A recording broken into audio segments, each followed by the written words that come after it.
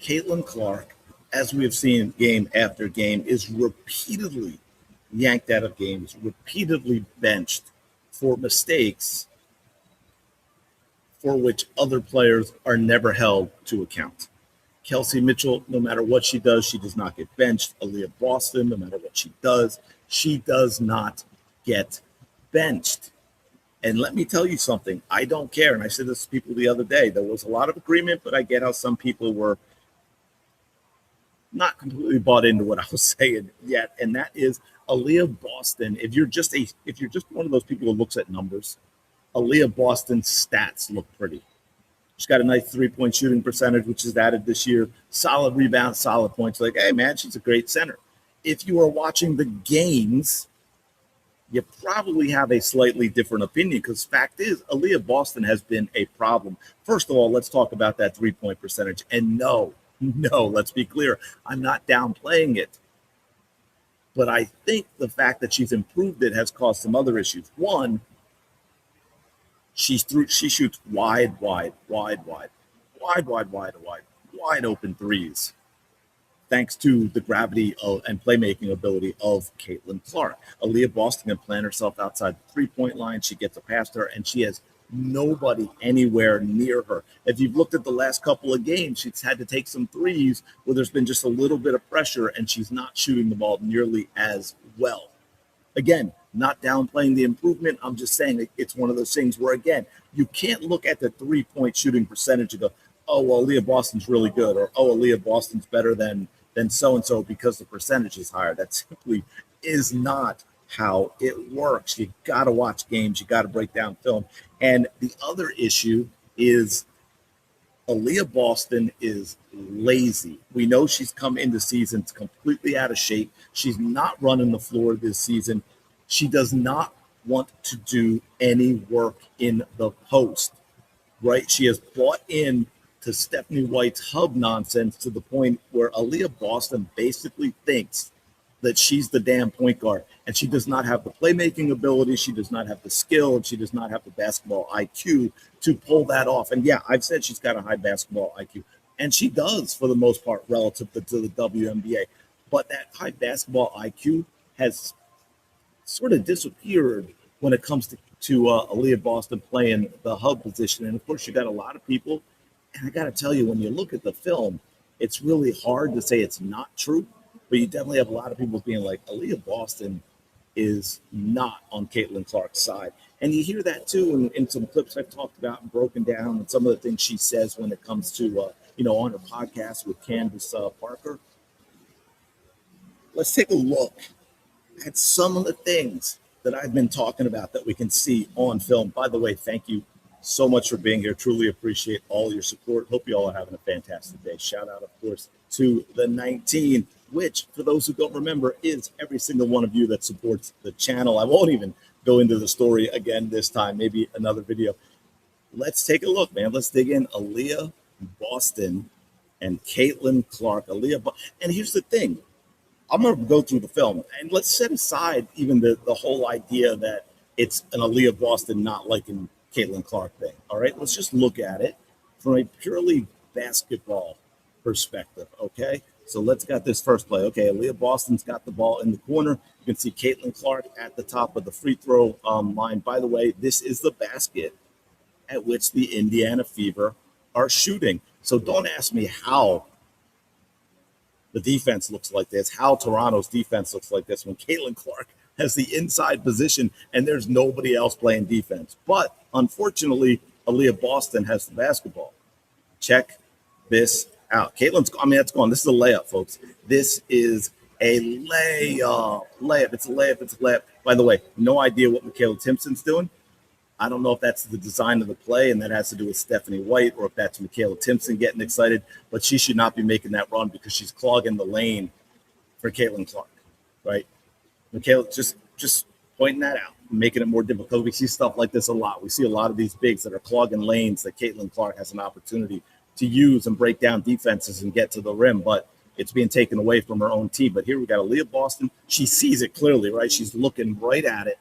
She got both hands on the ball. This is a gimme layup to Caitlin Clark. I'm emphasizing this one so much because there is zero reason, there is zero excuse to not throw this ball. Every single decent coach in the history of the sport is going to yank Aliyah Boston out of this game and say, the fuck? What are you doing? What the hell is your problem? How do you not make that pass? That is a unforgivable mistake, Aliyah Boston. Sit your Big Mac butt down on the end of the bench. I'm not going to need your services for a while. But does she give it to her? Oh no! I mean, look at Caitlin's reaction too. Caitlin's like, "Are we kidding me?" Aliyah Boston, no, clear out because I'm the super point guard. I'm going to break it down 1v1 from out here, and I'm going to take it to the hole because I am it. I'm the Angel Reese of the Indiana Fever. But again, Aliyah Boston has no post game. So what happens? She's slow. So the defender just slides with her, cuts her off, and now she's stuck. And she's like, "Oh, I need a bailout. I need a bailout because look, I can't do anything. I'm just going to go around in a circle. Let me throw it to Sophie, who I don't know why we'd give it right back to Aliyah Boston after what she did, but we give it back to Aliyah Boston, who's probably been in the lane for about 19 seconds at this point. And I think that's what they call it. I can't remember, but I think that's what they call it. And then this is one of the things, and I wanted to get it, and I know just showing it once or twice, but trust me, this has been happening all season long. The dribble handoff, Aliyah Boston never makes the handoff. Aliyah Boston never gives the damn ball to Caitlin Clark. It's, there's zero reason not to give that ball to Caitlin Clark. Where does Aliyah Boston think she's going? She makes a brontosaurus look agile and quick. I mean, this is ridiculous. Give the damn ball to Caitlin Clark. But no, she's going to try and take it to the hole. And again, easy for the defender to stay in front of her. Oh, here we go again. Dribble handoff, right? Dribble handoff.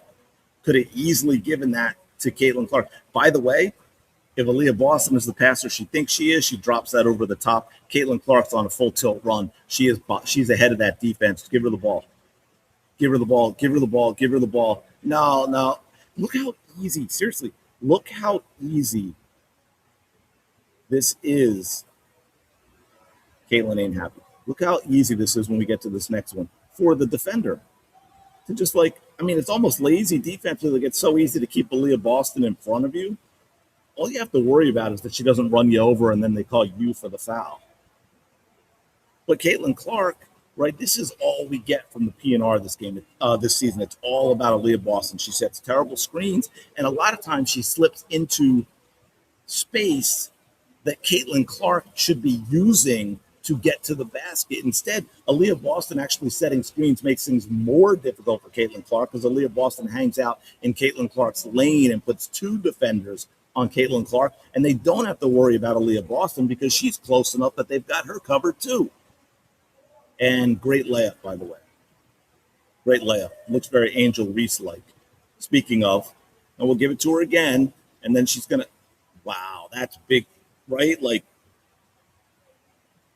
Caitlin Clark right here. Watch where that defender's playing. Caitlin Clark's got to drive to her right, and then I'm not sure who is there, but I'm sure someone is in the corner that we kick it to. And stop giving this ball to Aliyah Boston because now guess what? Look, slide, two defenders. She could drop it over the top to Michaela Timpson, but she's not going to do that because she's Aliyah Boston. Damn it, she's got that massive contract, so she's going to put it down in the lane. Two players guarding her. What the hell is that? Angel Reese makes Angel Reese look good. That's what she does. And again, this is what I mean about the three, right? Caitlin Clark takes the defenders and she will hit Aliyah Boston. Unlike the beginning where Aliyah Boston will not hit Caitlin Clark. Oh, by the way, she missed that one though.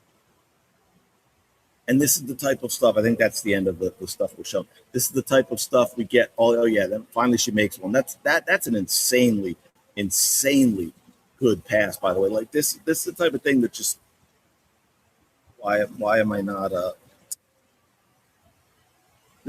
want to go back to this to wrap up. I mean, look at this, folks. Wide open, give her, oh my God, give her just drop it over your defender and it's an easy layup. Give her the ball, give her the ball, give her the ball, give her the ball, give her the ball, give her the ball, give her the ball, give her the ball. Give her the ball. And then look at that left arm. She waves her off.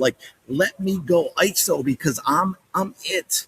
Are you kidding me, Aliyah Boston? This is absolutely ridiculous. And then I want to finish up showing this one again because just because Caitlin Clark deserves it, because this pass at the end is absolutely this right here. This is insane, folks. Look at that. 1, 2, 3 defenders right there. Boom, drop it into Aliyah. Easy bucket. Everyone gets that from Caitlin Clark. Caitlin Clark doesn't get that from anyone. Set aside the, oh, she's sabotaging Caitlin Clark stuff. Forget that for a second. Take it out of your head. Let's say that is not even a possibility. Just looking at the film, Aliyah Boston's decision making is a massive, massive, massive problem for this team. I feel like this team is going to go as far as how often they run with the ball in Caitlin Clark's hands. Whenever they go into Stephanie White's offense, like they did in the second half against Toronto where they struggled, they don't have it. The team's not good enough. The decision-making, the skill, the offensive system they're in, none of it is good enough. And you add this to it as well, that's a big obstacle to overcome, man. Anyway, let me know your thoughts. Like, comment, subscribe. Y'all know the drill. I will talk to you later.